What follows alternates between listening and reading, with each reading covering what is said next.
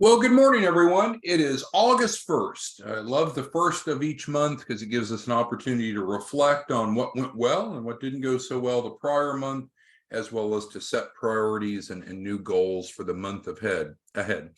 So as we look forward to August, many of you have switched over from the small business consultant role to the branch role. We're thankful for that. The branch role, which isn't the focus today, offers a number of benefits, including a 50-50 revenue split, and you control the client pricing and terms. I was just talking to Eddie this morning. He's not on the training, at least yet this morning. He has a client that enrolled that wants to exit the program, and that's the beauty of the branch model. You control the client deal. So if a client enrolls and you want to let the client go, that is your prerogative.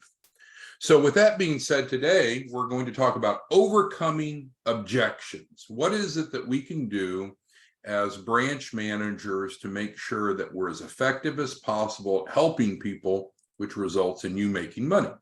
So overcoming objections is our topic. First, I want to go ahead and just a quick two-sentence reflection of credit and funding, because if you don't understand the resource that we're taking out to the marketplace, then the rest might not make as much sense. So the credit and funding program is legal. So we're going to stop with each of these. It is absolutely legal. Anyone that suggests to you that any aspect of their credit and funding program, if they suggest that any part is illegal, we need to dig into it. And we're going to kind of talk about that with the objections, because we've gone through the scrutiny of regulatory agencies, and there's just no question the program is legal, it's ethical, it's effective, it's compliant. So if not, we wouldn't grow, we wouldn't market, we wouldn't be on Zoom every day, and we wouldn't be enrolling plus or minus 100 clients a day. And thus it is both legal and compliant. It certainly is effective, right? And if anyone were ever say, well, the credit and funding program, it's not effective. Well, what do you mean? Because what you and I understand, what does it take for someone to have better credit? Well, it's typically a formula of removing negative items and adding positive. That's how you strengthen the credit profile. I don't know that anyone could argue that. How is it that we get qualified for funding? Well, in general, it's built around the 3 C's, right? We've talked about this infinite number of times. It's about our credit, our collateral, and our capacity. So we are certainly legal, compliant, and effective in helping them improve their credit and funding. They certainly have to engage, right? So if we have a client that starts and they don't engage, or a client that starts and then quits, then I don't know that you can fault the program. The client has to engage, and certainly that's why our agreements say that the client must be actively engaged. So with that, we do know that some prospects, or maybe even signed up clients, will have some objections, and we're going to go through some of the most frequent ones, but we're going to take a bit more of a strategic level. So I don't think what's needed today is let's list the top 100 objections and what's the right response to each one. Let's step back strategically and look at this at a high level first. So there are some key concepts in overcoming objections. So let's go through those first. So sometimes you're going to have people with this first bullet, they want to spout off something. And what we need to do is move from generalizations to specifics. So let's read the bullet and we'll talk about it. So in many cases, you can only be successful in overcoming objections if you help the prospect frame their question or concern specifically versus broad generalizations. You and I know we live in a wonderful society, and there's this bell curve of intelligence. And I know I'm just short of being in the middle, so I'm on the low end of the bell curve. But there's about half the people that are below average, and like you all, about half the people that are above average.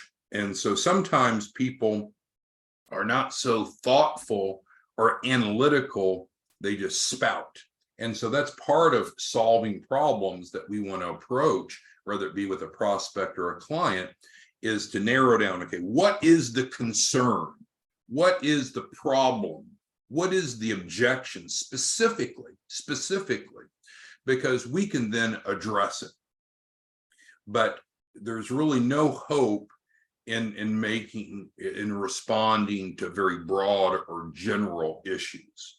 So that's the first recommendation, is if a prospect or even a signed up client has a concern that's valid, that needs to be addressed, but we need to be able to nail it down specifically. Okay, Alonzo's on. Alonzo, what I hear you saying is this. So you're paraphrasing back to make sure you understand Alonzo's question.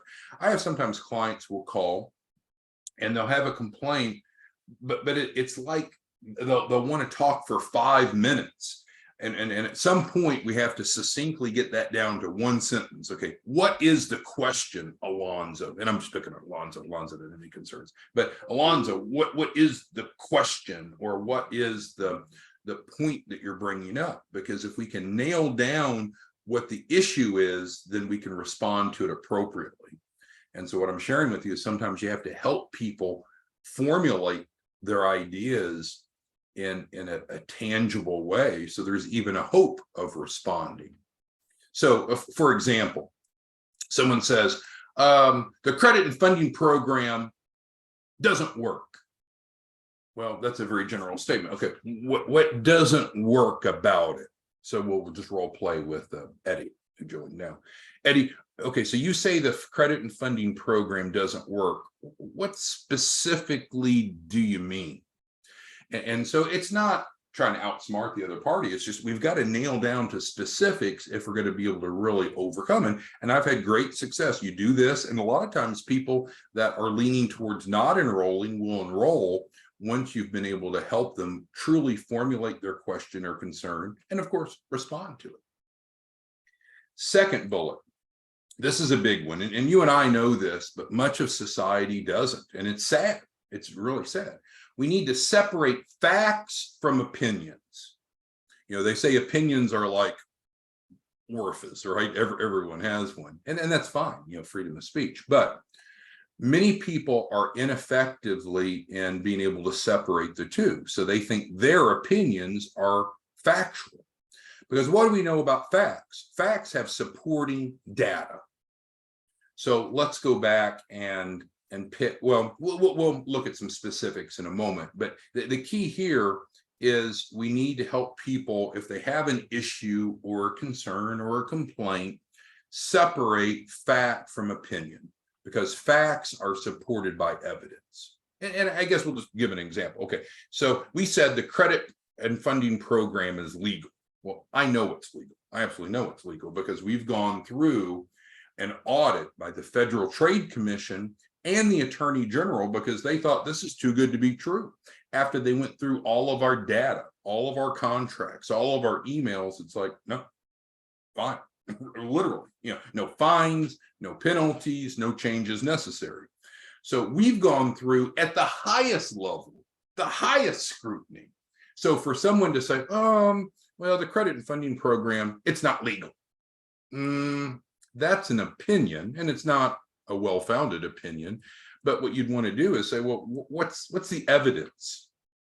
Because everyone has an opinion. A lot of people think they're smarter than what they are. A lot of people don't know what they don't know.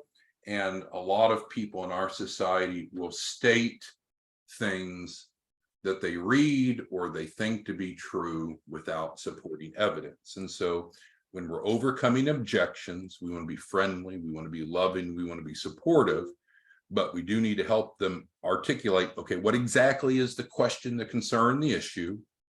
And let's make sure that we're separating facts from opinions. Okay, next. Those of you that have gone through law school or paralegal programs, you know this. For the rest, we'll cover it. There are 3 types of truth. And we could put anyone on the spot. Keisha's on the training this morning. We're in Keisha. So Keisha, do you mind typing into the Q&A? It's like a chat box. What's the difference, Keisha, that you learned of the 3 different types of truths? We're going to give Keisha a chance to respond, and we'll discuss that. So there are three types of truths. And sometimes people want to categorize it only as two types, but that's untrue. There's three types of truth. So there's absolute truths. Let's use an example. The sun is up in Texas right now, because it's not up in all parts of the world, right? So that's an absolute truth. There's no refuting it. The sun is up.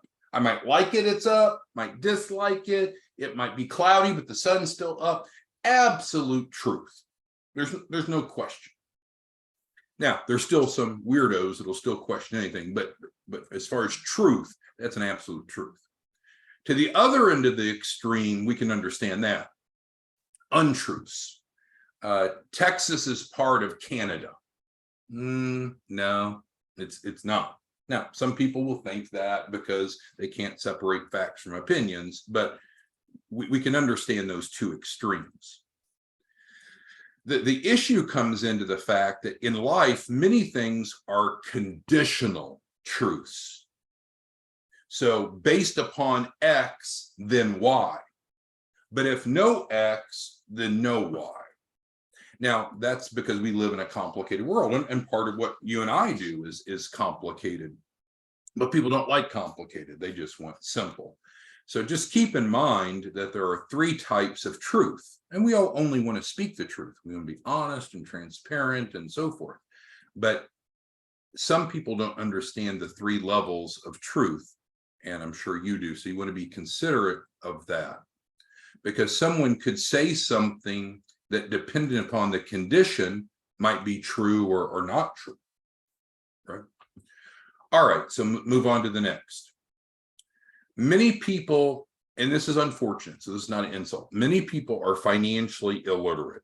And that could be, they could be consciously illiterate, so they know that they don't know, but unfortunately, a lot of people will just pull from whatever experiences they've had and formulate an answer, and sometimes it's wrong.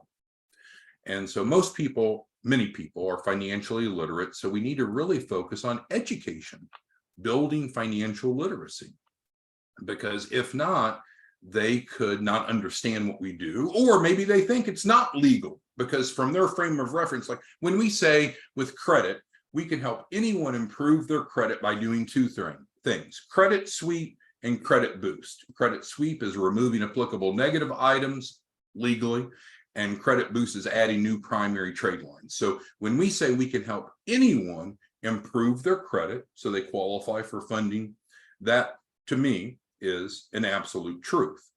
But I guess you could argue it's conditional. That's assuming that they participate, because someone could sign up and do nothing, and then it's very possible that we don't have success. So anytime you hear that we've had an unsuccessful client, it's typically because of this middle ground.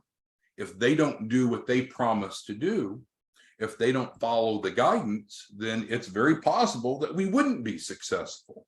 Right? It's just like being a personal trainer, right? You say, okay, I'm a personal trainer, and I guarantee anyone that follows my plan will lose 10 pounds in 2 months. Just making that up. But what's it going to involve? It's going to involve exercise and diet changes, most likely. Well, someone signs up and they don't make the commitment to do the exercise and or diet changes. Will they see the outcome? Maybe not.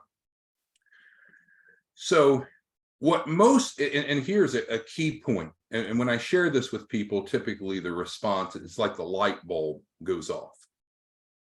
What is it that you and I really do with the credit and funding program?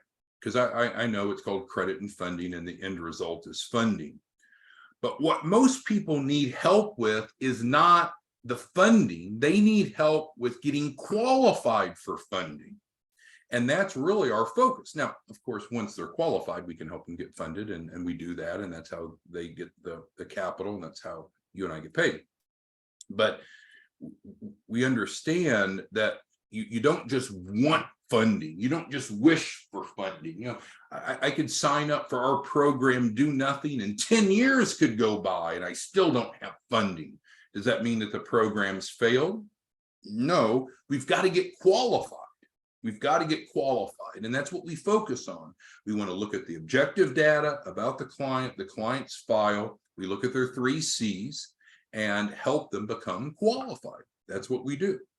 So just keep in mind that the real value proposition of what you and I offer with the credit and funding program is helping people get qualified and then get funded. But if you lead people with the thought, well, just sign up and you'll get funded, it's overlooking a key element is we need to get qualified first. Because you have some people say, well, this sounds too good to be true. Well, it would be too good to be true if you ignored the fact that we need to get you qualified, right? Just because you signed up for credit and funding, does that all of a sudden mean that Wells Fargo says, granted, now you can have $100,000? Of course not. That's ludicrous. But what we can do is through the credit and funding program, help them identify their 3 C's, their baseline, help them improve the 3 C's so they are qualified enough for funding. We've already talked about our program is legally compliant.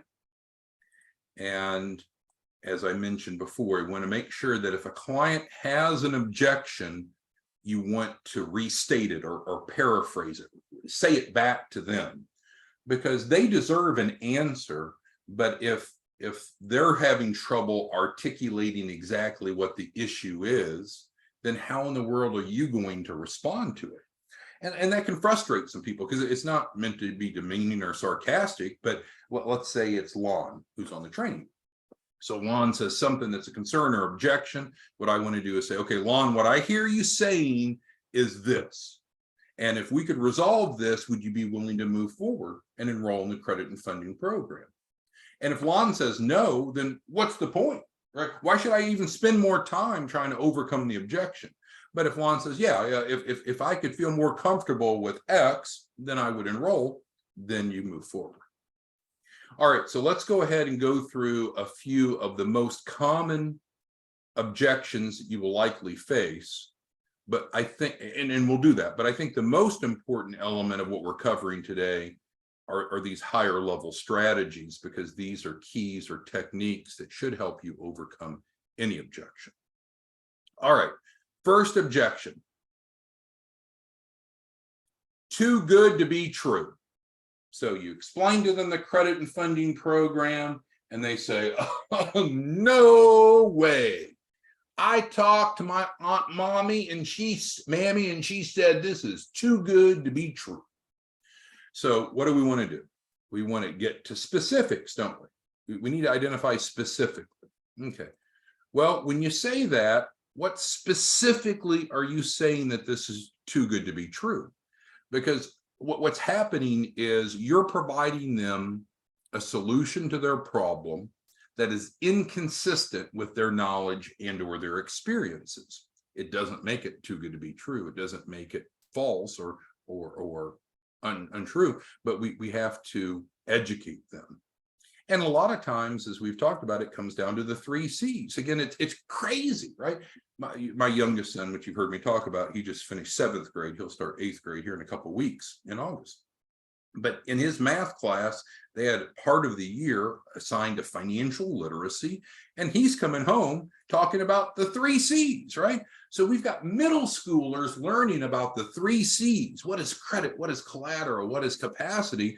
And you and I will frankly work with a lot of small business owners, entrepreneurs, and individuals that haven't learned that. So this is the teaching moment. This is an opportunity for you and I to help them improve their financial literacy.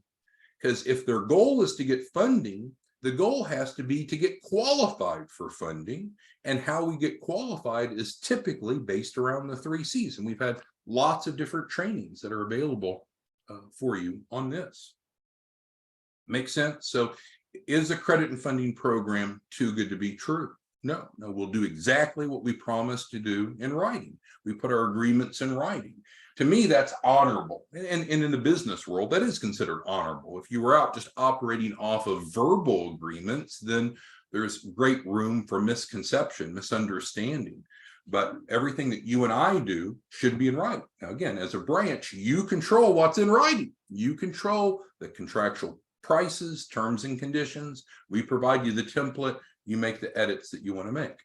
But there's certainly nothing about the program too good to be true. When someone raises that, it's typically because they don't know. And it may be that they don't know actually how the credit and funding program works, or it may be that they don't understand what it takes to get qualified for funding. Because how could you argue? If you improve credit, do you not become fundable? Of course you do. If you have collateral versus not have collateral, does that make you more fundable? Of course it does. If you have increased capacity, or at least adequate capacity, cash flow to support the debt payments, does that increase your fundability? Of course it does. There's just no refuting of that. But some people don't know what they don't know. They'll draw from misinformation or limited information. So we always want to start with education. Okay, so that's the first objection. Next specific objection. Oh, this doesn't work. I read somewhere that the credit and funding program, that doesn't work. Well, that's craziness. Again, that's an opinion, not a fact. It's not true. So similar to what we've discussed before, then we want to turn around and ask the prospect, well, that's interesting that you say that. Tony's on the line. So we'll just pick on Tony for a second. Tony, it's interesting that you say that the credit and funding program doesn't work. I'm fascinated by that, in fact, Tony, because what is it that you're thinking that if someone had good credit, they had good collateral and good capacity, why do you think they wouldn't get funding? Right? In fact, Tony, there are federal laws that say that if you meet the qualifications, the lenders must approve you. And that's typically based off the 3 C's. So it's okay when people have objections. They're protecting themselves, and of course they should do that. But we may need to start with education, because they just may not know what it takes to become fundable. And that's what you and I do. Through the credit and funding program, we help people become qualified by addressing their 3 C's. So is it too good to be true? Obviously not. And it's in writing. We're the ones taking the risk. We're the ones making the promise in writing. If it weren't credible, why in the world would we offer written contracts that make promises? You wouldn't, logically. It does work, but it's based upon the client participating to get from where they're at to where they need to be. Now, some clients are already where they need to be or close to where they need to be. Other clients need more work, and that's okay. Next objection, last objection. Oh, this is illegal. We touched on this a little bit earlier. Well, that's craziness, because obviously it's not illegal. But what I like to do is, if someone says that, and they obviously have an edge about themselves, that they're going to come out and say, well, credit and funding is illegal, or you guys are illegal. So what I like to do is just very pleasantly say, well, it's interesting that you say that. What law are you saying that's being violated? Because in our nation, we have a set of laws, and there's laws at the federal level and at the state level and local level. And so theoretically, anything is legal that's not illegal. Therefore, it has to be stated as illegal. So there has to be a law that's broken. So what in the world, what in the world could you come up with the fact that we're helping people improve their credit and help them qualify for funding by addressing the 3 C's that we've talked about, right? What in the world could you perceive is illegal? What law is being broken? And I don't get asked that too often, but when I do get asked that, they almost always just want to move along. Oh, well, then, and they get frustrated. And now they want to go throw out the next objection. But it's like, well, no. We need to resolve this, right? Because if this is somehow not legal, not compliant, we need to discuss this, right? This needs to be addressed. So no one has ever presented to us that any element of what we do is in the slight bit illegal. And we've, again, passed the muster at the highest level. And so if the guiding organizations, both on the civil and criminal side, have said, no, what you guys do is fine. There's nothing you need to do different. You don't need to stop. You don't need to change. Your contracts are legally enforceable. You can legally report failure to pay on credit. You can litigate against them. It's legal. So in summary, our discussion today was to help prepare you for overcoming objections. And while we did go through a couple of the specific questions that or objections you may face, again, I think the most important part of what we covered is approaching it from a high level. So who has questions, comments, concerns on what we've covered today? And of course, you always know how to contact us individually, but anything that we discussed today not make sense to you, or does it resonate specifically? What can we do to help you? Because if you are a branch, we want to be working with you to help people. We want to help at least 2 people a week, 8 a month, starting this month, starting in August. Now, many of you have higher goals, and many of you have a goal of 1 a day, but that's an internal goal. But through our relationship, we've committed to support you and provide the backroom services to your branch, and you're able to monetize it. But you will run into adversity. When you're in this space, you have to come into it with eyes wide open. You will face adversity. You will face people that have had bad experiences with other programs, and they want to reflect that on us. Or they've read something that we didn't somehow fulfill our contract. But anytime, and it's not really specifically on here, and it's a little bit less relevant now that we switched over to the branch model because we're not visible in the contractual relationship. But anytime someone has a complaint about us, I always want to say, well, let's get the client on the phone. So if you read something that a client was dissatisfied, let's go ahead and get the client on the phone, because it's hearsay otherwise. It's a legal term, meaning it's a third party saying something that's not even there to respond. So let's get that person on the phone. So Debbie Downer said the credit and funding program didn't work for her, so you guys are a scam. Okay, well, let's get Debbie Downer on the phone so we can have a 3-way call, because I can't talk about Debbie Downer's financial information without her on it. Let's get Debbie Downer on the phone, because if Debbie Downer is in fact a true client, she had an agreement with us. And if she had an agreement with us, we made promises to her. And if we didn't deliver those promises, shame on us, because we need to get our act together. We need to follow and commit to doing what we say that we'll do. But also, Debbie has said she'd participate, she would pay as agreed, and she also, every client says, hey, if they're not happy, if we've not done everything that we promised to do, they said, let's resolve it with an arbitrator. So that way we can resolve it and everyone's happy. And I've told you this before, and I'll tell you this again. We have never lost a single arbitration case. So with that, you might say, well, you guys must be better at arbitration than the clients. We've never had even one arbitration case filed against us.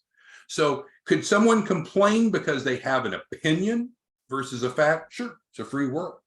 The earth's flat. Well, no, it's not, but that's some people's opinion. There was an annual conference in Dallas, Fort Worth not long ago of people that believe the earth is flat. So people can have their own opinions. But if we don't do everything that we promise to do, the client needs to let us know so we have a chance to resolve it, just like we'd let them know if they're not participating or paying as agreed. And then if we've not met all of the client's expectations, they've agreed that we'll sit down with an arbitrator. It's not like some hateful experience, right? If you've ever gone through arbitration, it's a professional, they're independent, both sides state their story, and the arbitrator decides. It's a way to resolve it without going to court. Well, I'm not saying we're perfect, but I can tell you there's not even been one instance, someone said, oh, you guys didn't follow the contract. Now, with that being said, we've got to understand not everyone likes the business model. Not everyone likes payday loans. Not everyone likes timeshares. Not everyone likes Airbnb. There's a hate website about Airbnb. It says Airbnb is a scam. That's a publicly traded company because people have opinions. But I can promise you that we will do everything that we tell you that we'll do. And that's what's relevant, but also what we contract with clients. Going forward, now that we're under the branch model, you have the client contract. So you control the client experience, make sure they're happy. We do a 50-50 split. And then we need to provide everything to you that we promise to provide for the credit and funding. And we'll do that. And if you ever feel like that we haven't, then let us know, because we need to resolve it. All right, so any questions on today's topic of overcoming objections? So again, those of you that were small business consultants, if you were not active, you did not meet the participation goals, your small business consultant license has gone in default as of today, August 1st. Not a big deal. Sounds negative, it's not. We've offered all of you the opportunity to flip over to the branch. We'll hit the reset button and we're off and running. So please keep that in mind, that if you are not a branch and you are a small business consultant, as long as you were in good standing, awesome, great. You're grandfathered in. But if you're not in good standing, you need to switch over. All right, well, thanks, everyone. We are absolutely committed to doing what we promised to do and providing the services that we promised to provide. We've talked about some strategies of overcoming objections, and you know how to contact us. Each of you who are a distribution partner, we strongly encourage that we have weekly scheduled calls so we can go through each client. What's the client status? Because again, we're not perfect. You may be perfect, we're not perfect. So maybe we missed a step or we missed an email. We want to work together and get clients from where they're at to where they need to be. All right, well, thanks everyone. You have a great day and we'll see you tomorrow.